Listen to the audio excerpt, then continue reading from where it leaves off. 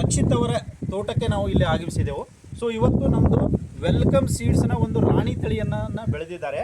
So ಸಾಕಷ್ಟು nursery growers ಎಲ್ಲರೂ ಬಂದಿದ್ದಾರೆ. ಸೊ ಅವರ ಅಭಿಪ್ರಾಯವನ್ನು ನಾವು ಇಲ್ಲಿ ಹಂಚಿಕೊಳ್ಳೋಣ.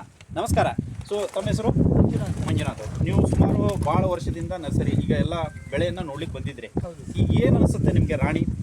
ಗೆಡ್ಡೆ ಚೆನ್ನಾಗಿದೆ, ಟ್ರಾನ್ಸ್ಪೋರ್ಟ್ಗೆ ಎಲ್ಲ ಟೈಟು ಮತ್ತೆ ಕ್ವಾಲಿಟಿ ಎಲ್ಲ ಚೆನ್ನಾಗಿದೆ.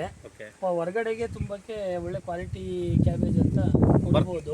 ಈಗ ಬೇರೆ ನಮ್ಮಲ್ಲಿ ಮೇಜರ್ ಆಗಿ ಹೋಗ್ತಾರ ಬೇರೆ ವೆರೈಟಿಗೆ ಕಾಂಪಿಟೇಷನ್ ಮಾಡಿ ಕೊಡ್ಬೋದು.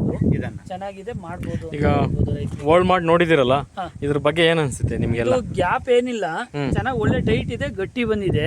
ಹೊರಗಡೆ ಲಾಂಗ್ ಟ್ರಾನ್ಸ್ಪೋರ್ಟೇಷನ್ಗಂತೂ ಒಂದ್ 2-3 ದಿನ ಲಾಂಗ್ ಹೋಗೋ ಅಂತದ್ದು ಇದೆಯಲ್ಲ, ಅಂತಕ್ಕೆಲ್ಲ ಒಳ್ಳೆ ವರ್ತ್ ಆಗುತ್ತೆ, ಆರಾಮಾಗಿ ಮಾಡ್ಬೋದು ಅಂತ ಹೇಳಿ. ಸತೀಶ್ ಅಣ್ಣ ಈಗ ಏನ್ ಹೇಳಿ ಒಂಚೂರು, ಈಗ ಹೇಳಿ. ಬರ್ರಪ್ಪ.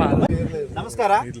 ಸೊ ಸತೀಶ್ ಅಣ್ಣ ಅವರೇ, ಈಗ ನೀವು ವೆಲ್ಕಮ್ ಸೀಡ್ಸ್ ರಾಣಿ ತಳಿಯನ್ನ ಇಲ್ಲೆಲ್ಲ ತೋಟದಲ್ಲಿ ವೀಕ್ಷಣೆ ಮಾಡಿದ್ದೀರಿ. ಹೌದು. ಸೊ ಈಗ ನಿಮ್ಗೆ ಏನ್ ಅನ್ಸುತ್ತೆ? ಈ ಒಂದು ಗಡ್ಡೆನೂ ಕಟ್ ಮಾಡಿದ್ದೀರಾ? ಹೌದು ಸರ್, ಕಟ್ ಮಾಡಿದ್ರಿ. ಇದಕ್ಕೆ ನಿಮ್ದು ಅನುಭವ ಏನು? ಪದರ ನೋಡೋದಕ್ಕೋಸ್ಕರ ಒಳಗಡೆ ಡಿಸ್ಟೆನ್ಸ್ ನೋಡಿದ್ರು ನಾವು.